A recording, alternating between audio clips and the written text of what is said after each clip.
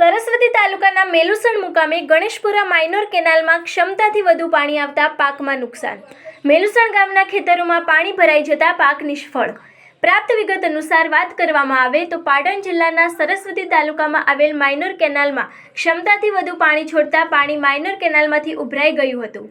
ખેડૂતોના ઊભા પાકમાં પાણી ભરાઈ ગયા હતા અને ખેડૂતોમાં આક્રોશ જોવા મળી રહ્યો હતો। ભ્રષ્ટાચારી અધિકારીઓ સાથે વાત કરવામાં આવેલ છતાં અધિકારી આખા કામ કરી રહ્યા છે। શિયાળો રવિ પાકમાં પાણી ભરાઈ જતા પાક નિષ્ફળ બની ગયો છે।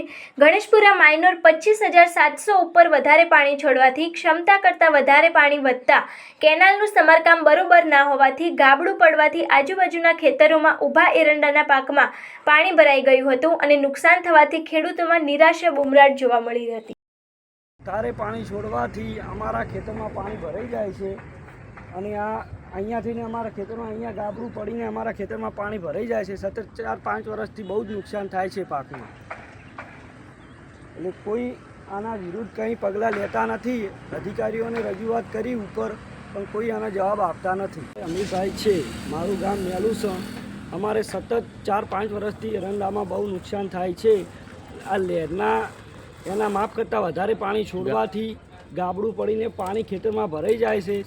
સતત 5-6 વર્ષથી અમે ઉપર અધિકારીઓને રજૂઆત કરે છે કે અમને કાંઈક આનું વળતર આલો, કાંઈક એના કરતાં કે લહેરને ગમે હમું કરાવો, પણ કોઈ જવાબ આપતા નથી। એનાથી અમારે પાકનું બહુ નુકસાન થાય છે।